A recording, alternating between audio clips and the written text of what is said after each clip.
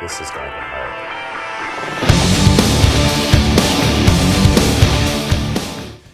My name is Mat Fraser. I'm a Londoner. I was born in London. I live there now. My hands are because my mum took thalidomide. And I spend my time performing as an actor, as a sideshow artist, as a cabaret guy, as a burlesquer, all those kind of things. I've managed to turn what was originally maybe seemed as negative into the positive thing about my life. It wasn't that Matt had short arms that attracted me to him, as it was his face. He had a hand dealt to him by God that he just is gonna live life to the fullest anyway. Well, by the time I was 17, I was pretty unruly. I wasn't true to myself. I hadn't really accepted my own disability. I was kind of in denial. We could go on for hours about why. I just say it was society. It generally doesn't want you to deal with that. But I dealt with it. I dealt with it later in life. And it was only really then that I was able to access my own attractiveness. And people suddenly started saying, oh, you're quite a good-looking guy, or whatever. But they never used to say that before. I was happy with myself. For me, the word freak is a very complicated word. I think I've reclaimed it. I think initially it probably was a very negative thing. I mean, if you look at the actual structure of the word, it just means outlandishly different, rare, and all those things. And I am. I think I'm beautiful, and I like my difference. To me, freak is just somebody who's different, who performs their difference.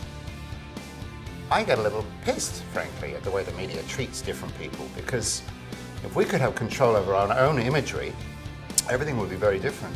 I think it's terrible for young people to grow up in a world where they have to aspire to looking like some model when, you know, just take a look at the model, not the person individual. I'm not having a go at them, but the airbrushing and all the perfecting and the falsifying that goes on.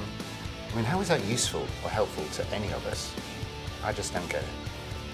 It's something I have to kick against my whole life, because under those definitions, I'm one ugly mofo, you know, and I don't feel ugly. I feel like an okay guy. Put him through the ringer. We covered him in mud. We covered him in all kinds of stuff. I had chickens here, ponies, and we had a great day. I don't think we laughed so much any one day.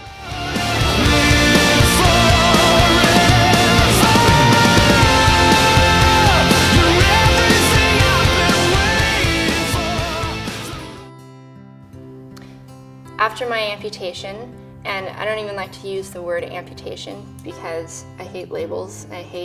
Not that I hate being called an amputee, I just hate labels.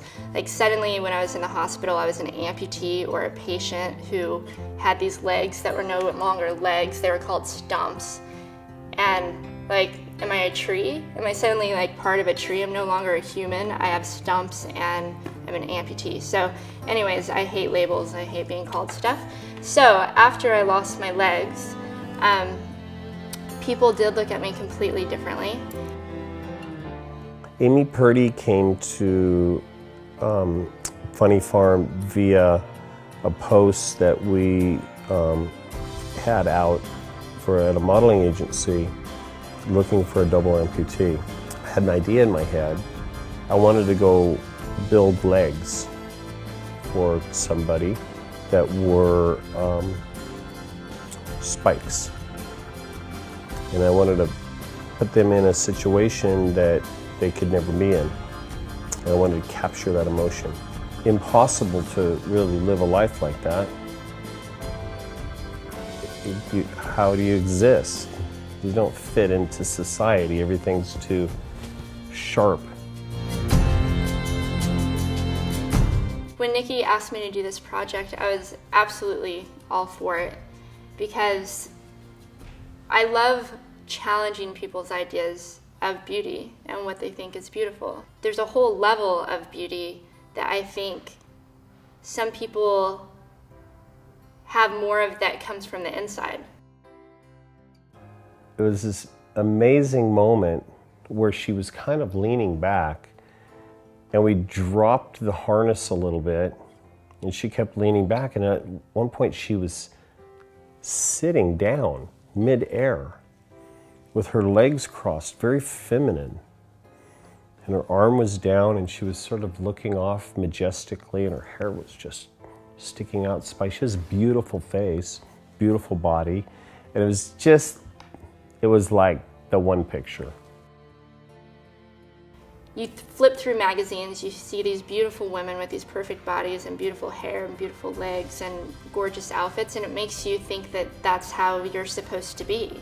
And if you're not that, then you're not beautiful, or you're not, I don't know, important somehow. And I knew that this was going to be a powerful photo shoot, and I knew that this was going to kind of challenge people and have people think about this person in this photo. If anything, I've gone on to do more than most people who have legs, and I've been able to experience more than most people who've had legs.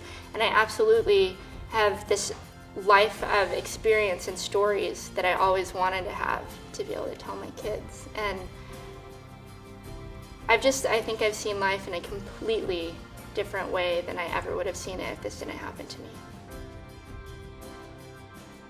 The hardest part about shooting Amy was that she wouldn't stop smiling.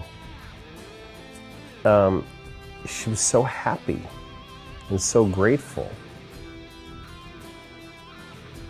It's such an inspiration. I've been waiting for someone like you.